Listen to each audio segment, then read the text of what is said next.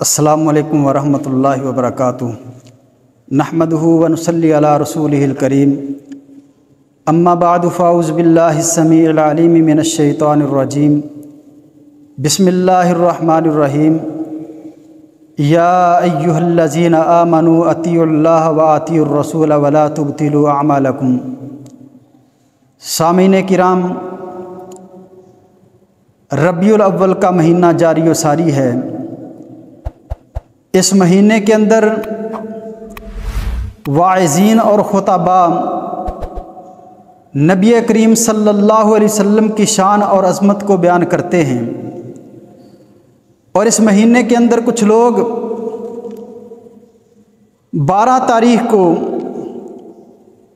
نبی کریم صلی اللہ علیہ وسلم کی ولادت کا جشن مناتے ہیں، جلوس نکالتے ہیں، خوشی اور مسرت کا اظہار کرتے ہیں، بھنگڑے ڈالتے ہوئے نظر آتے ہیں، اور اس کے ساتھ ساتھ وہ یہ کہتے ہیں کہ ہمیں تو آقا علیہ الصلوۃ والسلام کی ولادت کی خوشی ہے، لیکن فلاں طبقے کو، فلاں گروہ کو نبی کریم صلی اللہ علیہ وسلم کی خوشی نہیں ہے۔ تو سب سے پہلے میں یہ بتلا دینا ضروری سمجھتا ہوں کہ جس انسان کو نبی کریم صلی اللہ علیہ وسلم کی ولادت کی اور آمد کی خوشی نہیں ہے، اس سے بڑھ کر کوئی لعین اور مرتد نہیں ہو سکتا۔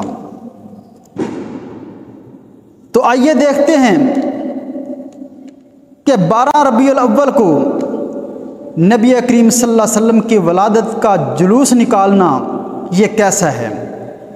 تو اس کے لیے نبی کریم صلی اللہ علیہ وسلم کی تاریخ ولادت اور تاریخ وفات کو دیکھا جائے گا، تاریخ کے اوراق کو پرکھا جائے گا، اور دیکھا جائے گا کہ نبی کریم صلی اللہ علیہ وسلم کی تاریخ ولادت اور تاریخ وفات کیا ہے۔ تو جب ہم تاریخ کا مطالعہ کرتے ہیں تو ہمیں کیا پتہ چلتا ہے؟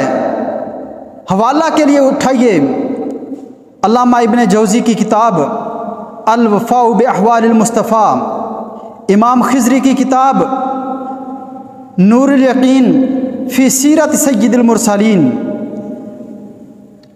امام ابن اسیر کی کتاب الکامل فی التاریخ، اور ہندوستان کے عظیم سیرت نگار قاضی سلیمان منصور پوری کی کتاب رحمت للعالمین، اور موجودہ دور کے عالم اسلام کے نامور مورخ اور سیرت نگار صفی الرحمن مبارک پوری کی کتاب الرحیق المختوم کے اندر لکھا ہے کہ نبی کریم صلی اللہ علیہ وسلم کی تاریخ ولادت 9 ربیع الاول اور تاریخ وفات 12 ربیع الاول کو ہوئی ہے۔ اور دوسری بات، چاند کی تاریخ میں اختلاف ہو سکتا ہے، لیکن انگریزی کی تاریخ میں کوئی اختلاف نہیں۔ انگریزی کی تاریخ کے مطابق نبی کریم صلی اللہ علیہ وسلم کی ولادت باسعادت 22 اپریل 571 عیسوی بروز سوموار کو ہے، اور تاریخ وفات 7 جون 634 عیسوی بروز سوموار کو ہے۔ اس تاریخ کو مد نظر رکھتے ہوئے ہندوستان کے عظیم سیرت نگار علامہ شبلی نعمانی حنفی، علم ریاضی، علم تقویم کے بہت بڑے ماہر قاضی سلیمان منصور پوری، اور عالم عرب کے ماہر فلکیات ڈاکٹر محمود پاشا فلکی نے اپنی کتب میں یہ تاریخی فیصلہ دیا ہے کہ انگریزی کی اس تاریخ کا اعتبار کرتے ہوئے اور سوموار کے دن کو مد نظر رکھتے ہوئے نبی کریم صلی اللہ علیہ وسلم کی تاریخ ولادت 9 ربیع الاول اور تاریخ وفات 12 ربیع الاول کے علاوہ کوئی اور تاریخ بنتی ہی نہیں۔ تو کیا پتہ چلا؟ ان مورخین کی تحقیق کے مطابق اور ان حوالہ جات کے مطابق پتہ چلتا ہے کہ نبی کریم صلی اللہ علیہ وسلم کی ولادت 9 ربیع الاول کو ہوئی اور آپ کی وفات 12 ربیع الاول کو ہوئی ہے۔ اللہ رب العزت سے دعا ہے کہ اللہ رب العزت مجھے اور آپ کو سمجھنے کی توفیق عطا فرمائے۔ وما علیہ الا البلاغ المبین۔